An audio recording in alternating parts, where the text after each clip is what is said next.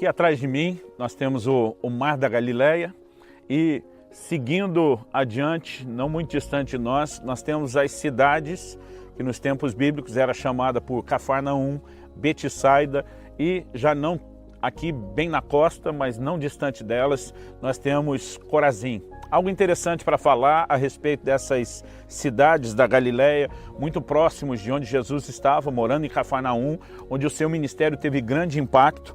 Nós lemos lá em Mateus 11, de 20 a 24, o seguinte: então Jesus começou a denunciar as cidades em que havia realizado a maioria dos seus milagres, porque não se arrependeram. Ai de você, Corazim, ai de você, Betsaida, porque se os milagres que foram realizados entre vocês tivessem sido realizados em Tiro e Sidom, ele já está falando da terra dos gentios, dos cananeus.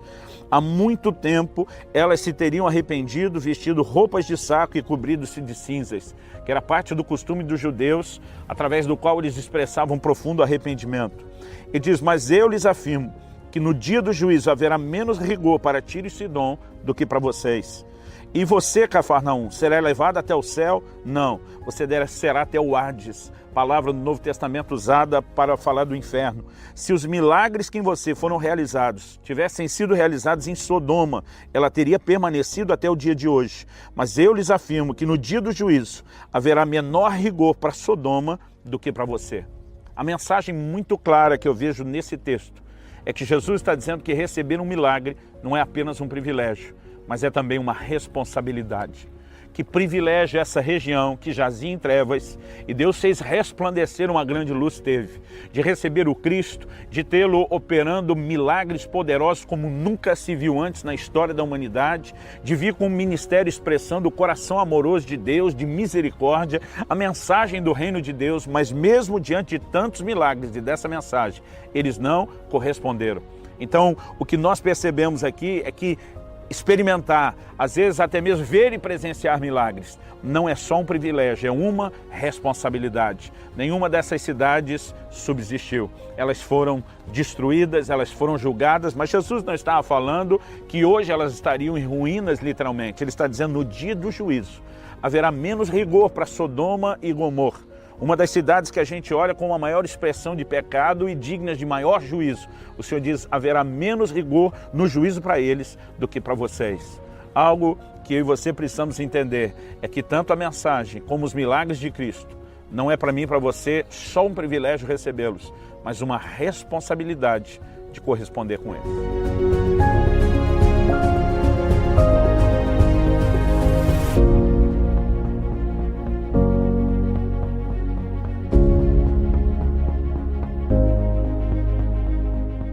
Aqui atrás de mim nós temos edificado no chamado Monte das Beatitudes uma igreja que foi edificada, é chamada da Igreja das Beatitudes.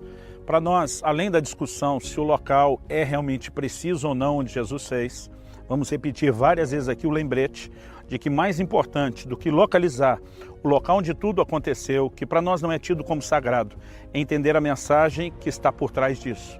Agora, estar aqui, mesmo não tratando como um solo mais sagrado do que outro, nos ajuda a nos ambientar naquilo que Jesus viveu na sua época.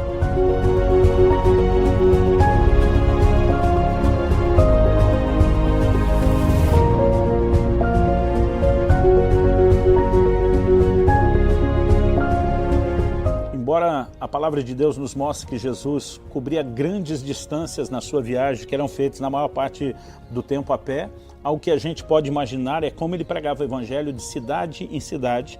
Essas grandes distâncias também eram cobertas de forma fracionada, parando em cidades que eram próximas, e assim ele ia pregando o evangelho do reino.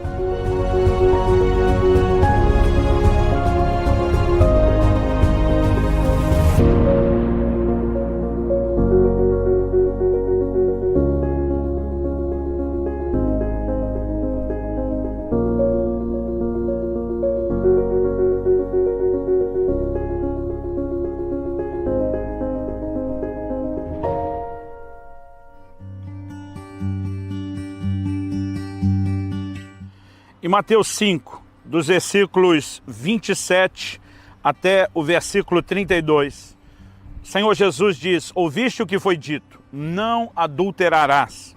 Eu, porém, vos digo, Qualquer que olhar para uma mulher com intenção impura no coração, já adulterou com ela.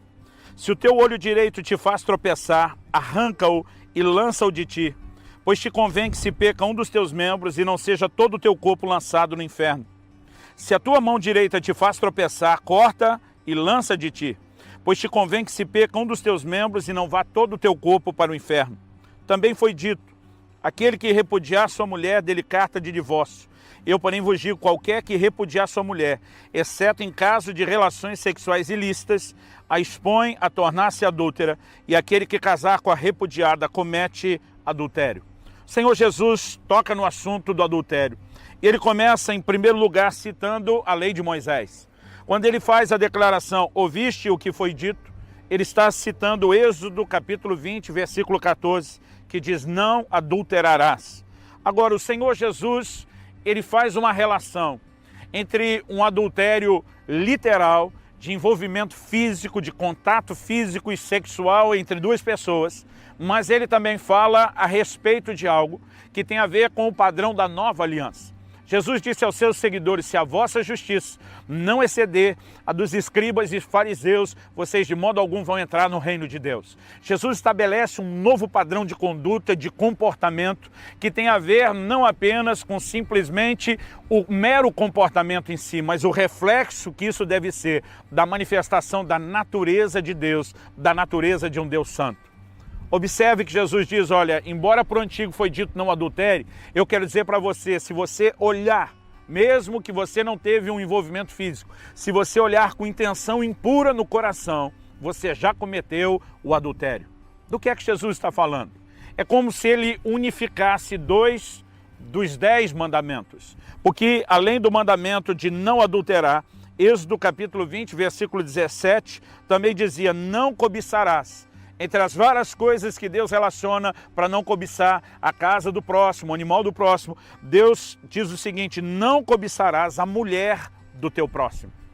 Até porque, normalmente, o que terminava em adultério, como foi com o exemplo de Davi, começava com a cobiça. Mas ainda assim eram 2 mandamentos distintos, portanto eram 2 pecados completamente distintos. É como se Jesus unificasse as 2 coisas e dissesse, se você olhar com intenção impura no seu coração, você já cometeu pecado. Então nós precisamos reconhecer que Jesus está distinguindo, na verdade, 2 tipos de adultério. Embora os 2 possam ser chamados de adultério, eu quero distingui-lo como tipos distintos, porque eles têm consequências distintas. É lógico que, embora alguém está olhando para uma pessoa com intenção impura no seu coração, ele já pecou dentro de si, o pecado ainda é só dessa pessoa. Quando falamos de um adultério físico e literal, nós temos 2 pessoas envolvidas no pecado. As consequências, a repercussão é diferente. No entanto, nós não podemos apenas nos esconder no fato de que são tipos distintos, como se um fosse tolerável e o outro não. Assim como quando Jesus mostra que a falta de perdão é muito parecido com o homicídio, embora a gente olhe e diga os 2 são distintos, Jesus está fazendo isso para tentar não amenizar o que é o homicídio. Mas Jesus faz a relação com a falta de perdão para mostrar quão sério e quão grave é a falta de perdão. Acredito que da mesma forma, quando Jesus está falando sobre isso, ele mostra que o que ele queria não era apenas que a gente se sujeitasse a regras, mas o que ele quer é que o Evangelho nos transforme do lado de dentro. Ele não quer apenas que o homem se prenda numa condição onde ele diga, eu não posso nunca jamais adulterar, mas alimente o adultério dentro de si, porque isso estará comprometendo o seu coração, isso estará afetando a sua relação com Deus, vai impedi-lo de manifestar a natureza de Deus na terra. Jesus não veio apenas estabelecendo um padrão de exigência maior, ele quer nos levar a um lugar onde o controle de Deus nas nossas vidas seja de fato muito maior. Então algo que eu e você precisamos levar em conta é que o adultério pode ser cometido com os olhos. Acredito que outra coisa importante de distinguirmos é quando Jesus fala sobre olhar para uma mulher com intenção impura. Ele não fala apenas de olhar, ele fala de olhar com intenção impura. Eu gostei muito de um artigo do pastor Cote, que eu incluí no meu livro O Propósito da Família, quando ele faz essa distinção de alguém que lida com a tentação e ser tentado não é pecar. A Bíblia diz que Jesus foi tentado, mas que ele nunca pecou. e alguém que olha com intenção impura. Isso é diferente, intenção impura é diferente de atração.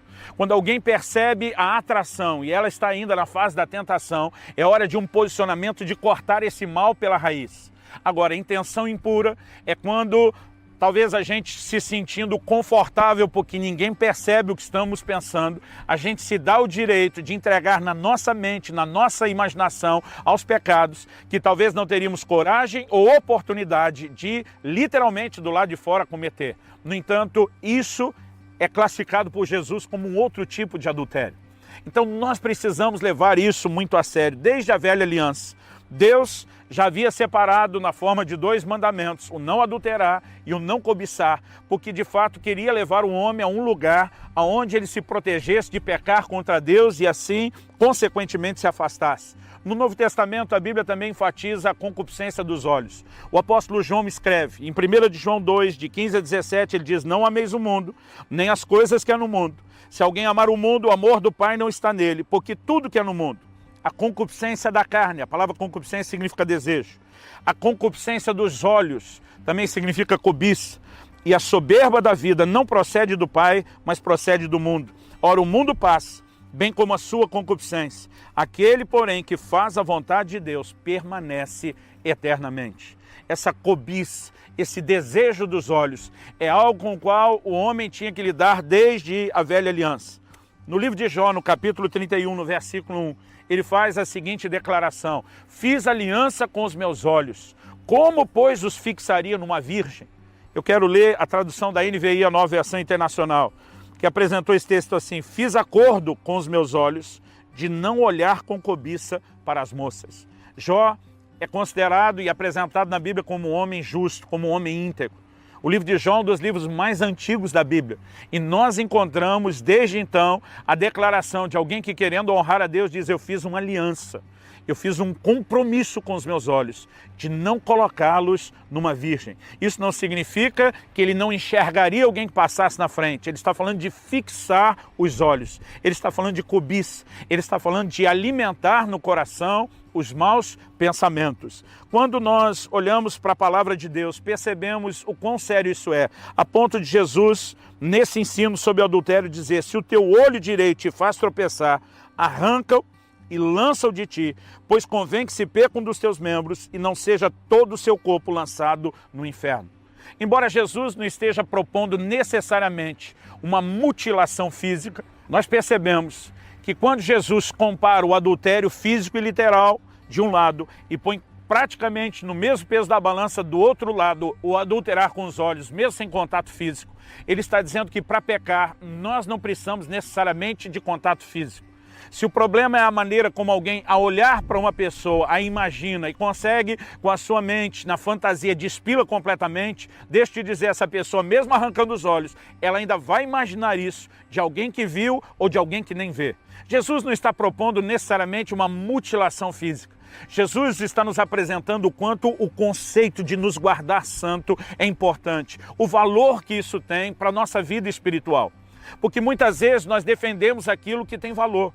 Criamos proteção nas nossas casas, pagamos seguro para os nossos automóveis, porque queremos proteger patrimônio. Agora, a pergunta é: quanto vale a santidade de Deus na sua vida? Quanto você está disposto a lutar para proteger esse tipo de patrimônio? Não patrimônio natural, mas espiritual, que é a santidade. Se nós entendemos o valor que esse patrimônio espiritual tem, que é a santidade, nós estaremos dispostos a ir até as últimas consequências para lutar e proteger isso. Quando Jesus fala da disposição de tirar um olho, de arrancar uma mão, isso me faz lembrar de uma certa ocasião, quando um irmão me perguntou, eu era ainda um adolescente, e ele me disse: por quanto você venderia o dedo mindinho da sua mão esquerda? Eu falei: eu não venderia. Ele falou: você nem é canhoto, você nem usa tanto a mão esquerda, o dedo mindinho é o que você menos usa, você não venderia por nada? Eu falei: não. Ele falou: se alguém te desse 10 mil dólares, não. 100 mil dólares, não. 1 milhão de dólares, não. E ele foi subindo a proposta. Eu falei: eu não venderia. Ele falou: seu dedo deve valer bastante, hein, para você não aceitar nenhuma proposta dessa. Aí ele olhou para mim e falou: quanto vale a santidade?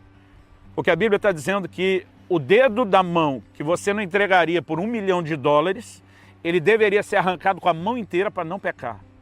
E aquela ilustração que ele usou, embora dramática, quase exagerada, trouxe um choque dentro de mim, gerou um temor dentro de mim, a ponto de me fazer pensar quanto vale a santidade de Deus. E um dia, meditando no livro de Hebreus, lá no capítulo 12 de Hebreus, no versículo 4, eu vou ler agora esse texto na NVI, a Bíblia diz: na luta contra o pecado, vocês ainda não resistiram até o ponto de derramar o próprio sangue. A Bíblia está dizendo que a nossa luta contra o pecado tem que ser tão ferrenha que a gente esteja disposto a derramar o sangue, a morrer se for necessário, mas não pecar.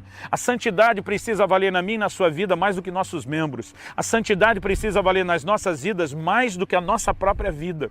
É quando cultivamos esse tipo de mentalidade que então olharemos sempre para o pecado como uma ameaça a uma das coisas que nós temos de mais importante, que é a nossa relação, nosso relacionamento com Deus, que pode ser profundamente comprometido pelo pecado.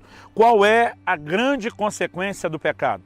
Além do dano que ele traz para a minha relação com Deus agora, além do dano que ele pode trazer para a minha família e para os próximos. E, infelizmente, tem muita gente fazendo do adultério hoje em dia algo aceitável. Os valores de uma sociedade mudam. O que me assusta é perceber que Abraão falava para sua esposa: olha, quando nós chegarmos no lugar, diga que é minha irmã, porque eu tenho medo que os homens daquele lugar, por não temerem a Deus, me matem para ficar com você. Observe que Abraão estava falando de homens que não temiam a Deus e que não teriam o escrúpulo de cometer um homicídio. Mas sabe qual a razão pela qual eles chegariam ao ponto, estariam dispostos a cometer um homicídio? É porque eles tinham escrúpulos o suficiente para não cometer um adultério.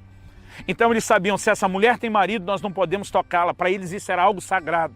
Eles estavam dispostos a matar o marido para depois que a mulher ficar viúva possuí-la, mas eles não tinham coragem, embora tinham coragem de cometer um homicídio por não temer a Deus, não tinham coragem, mesmo não temendo a Deus, de cometer um adultério. Agora observe nos nossos dias como os valores da nossa sociedade mudou. Parece que errado é quem não adultera, errado é quem não trai. Nós não podemos aceitar esse tipo de valores, nem no adultério literal, muito menos no adultério com os olhos. Porque a grande consequência, Jesus diz, para que não seja lançado todo o teu corpo no inferno. A pior e maior consequência não são apenas os danos do momento na relação com Deus ou na família. É isso comprometer toda a nossa eternidade. Então, o conselho, eu quero terminar com ele, é não ser inconsequente, como Esaú foi. A Bíblia diz em Hebreus 12, 16 e 17, nem haja algum impuro ou profano. A palavra aqui traduzida impuro é pornos, envolve todo tipo de pecado de ordem sexual, como foi Esaú, o qual por um repasto vendeu o seu direito de primogenitura. Pois sabeis que também, posteriormente, querendo herdar a bênção, foi rejeitado, pois não achou lugar de arrependimento, embora com lágrimas o tivesse buscado.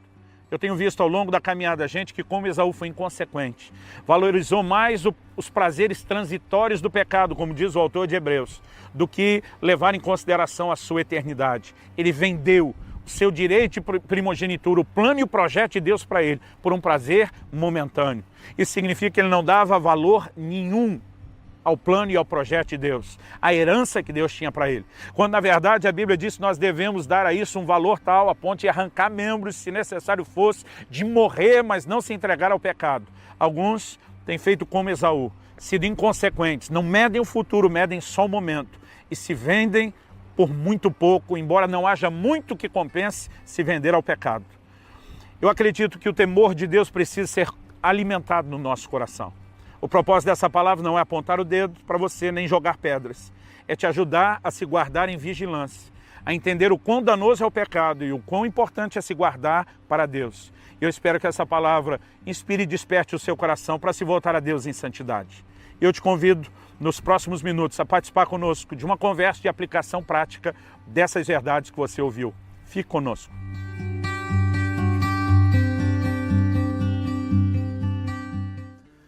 Nós vimos a importância de ter um posicionamento firme de luta contra o pecado. Mostramos que santidade, na verdade, é o nosso maior patrimônio, vale mais que nossa vida, vale mais do que os membros do próprio corpo. E acredito que o que justifica essa importância é quando a gente pensa em termos de eternidade. Então eu queria que a gente, para finalizar, uma aplicação prática e a conclusão dessa mensagem, que a gente pudesse levar em consideração essas duas coisas. A importância de se lutar contra o pecado, e durante essa luta, o que é o nosso foco, o que nos motiva nessa luta, que é enxergar a eternidade. Né? Então, a palavra de Deus, por exemplo, nos orienta lá no livro de Hebreus, que a gente não deve ser como Esaú. Né? É uma orientação para mim muito clara, mostrando que esse exemplo que ele cometeu não deve ser cometido por nós. Porque né? Era um momento de fome, um momento de desespero. Né? E quantas pessoas nesse momento de um desejo ardente abrem mão de algo, né? Não conseguem enxergar lá na frente. E quando a gente pensa em eternidade, nenhum pecado, nenhum prazer imediato vale a pena, porque o que está em jogo é muito maior. A gente tem que ter esse zelo, né? A Bíblia diz que ele vendeu o seu direito de primogenitura por um prato de lentilha. Ele foi inconsequente. Né? O prazer do momento falou mais alto do que o resto da vida dele na terra. Agora, a troca de Esaú, ela ainda é uma troca por uma cronologia menor, por uma maior, mas que ainda tinha fim. Né? Era a sua vida na terra. Agora, muita gente está trocando a sua eternidade por um prato de comida, né? Um prato de lentilha. Na verdade, é algo que dá um pouco de prazer, um prazer momentâneo. Tem pessoas que literalmente, por minutos de prazer na imoralidade, estão jogando fora a sua eternidade. Então, eu acredito que pensar na eternidade pode ser algo que nos justifique, que justifique a nossa decisão de lutar. Né? E pensar que o pecado não fere apenas a gente, mas a relação com Deus. Quando a Bíblia diz que José, né, fugiu da mulher de Potifar, a declaração dele é: como cometeria eu tamanha maldade contra Deus? Ele não está só olhando, olha, eu vou cometer uma maldade contra você, uma maldade contra o seu marido, e diz, eu vou ferir a minha relação com Deus. Então, nós vivemos por algo muito maior do que o nosso código de ética, né, do que o nosso código moral. Na verdade, o código moral, ele reflete a nossa preocupação com algo que é muito maior. É o relacionamento com Deus, são as consequências eternas. Né? E Jesus deixa claro dois tipos de consequências. Ele fala sobre alguém ser lançado no inferno. Né? Tem muita gente tentando hoje acreditar num evangelho que negue a realidade do inferno. Né? Se o que Jesus falou sobre o inferno não era verdade, não merece credibilidade, nada do restante do que ele falou merece credibilidade e vai ser verdade. Não tem como só uma parte disso ser verdade.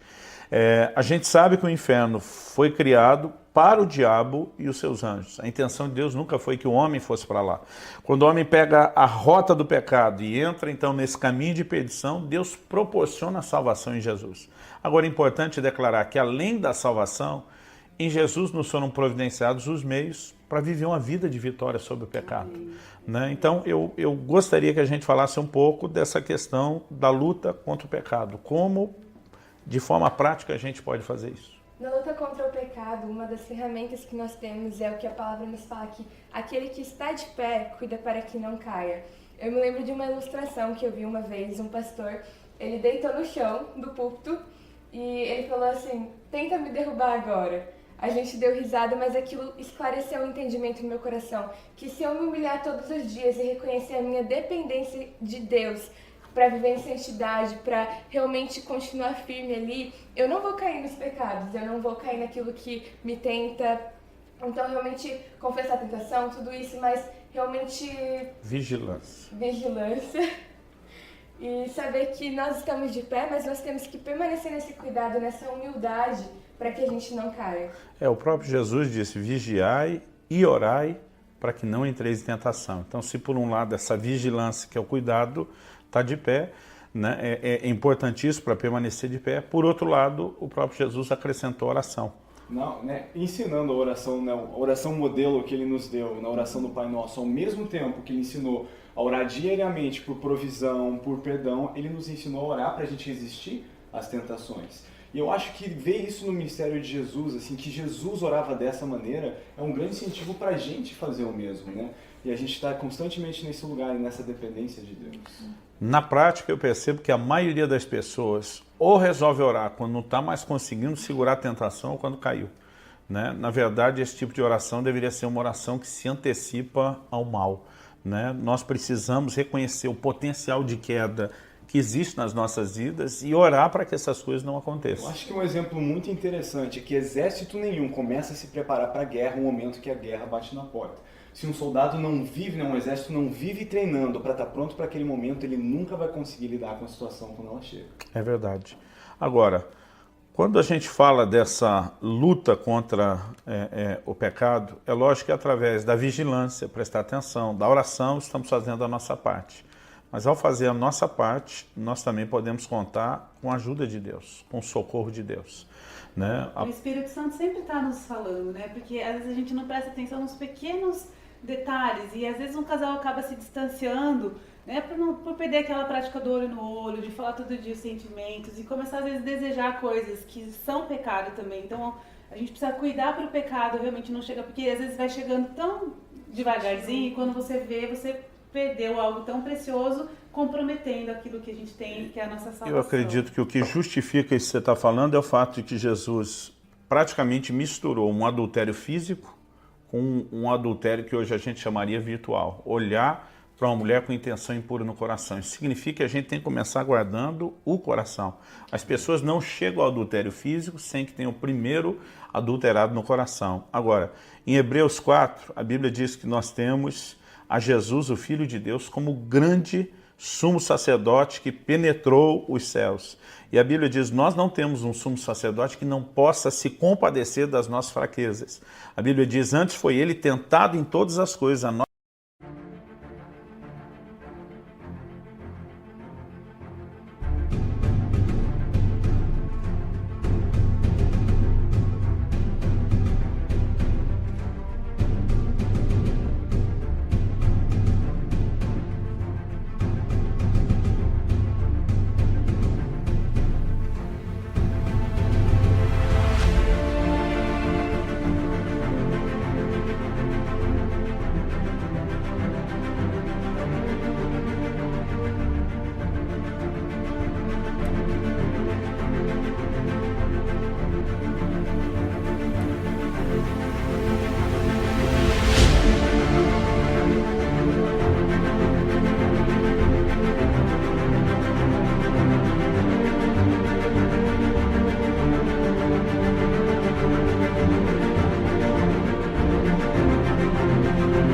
semelhança, mas sem pecado. Então, o autor conclui em Hebreus 4,16, dizendo, acheguemo-nos, portanto, confiadamente, junto ao trono da graça, a fim de recebermos misericórdia e acharmos graça para socorro em ocasião oportuna. Além de vigiar, nossa atitude de oração nos leva ao trono da graça, da onde virá graça e misericórdia para nos socorrer e nos fortalecer, para que a gente possa andar na presença de Deus e jamais sermos vencidos pelo pecado. Que o Senhor te ajude. Se você é alguém que ainda está lutando contra o pecado, fique firme. Se você, por acaso, chegou ao ponto de dizer, eu caí, arrependa-se, comece de novo, levante-se e passe nessa nova fase, após se levantar, andar em vigilância contínua, contando com a graça de Deus, para que a tragédia do pecado não se repita e não reine na sua vida.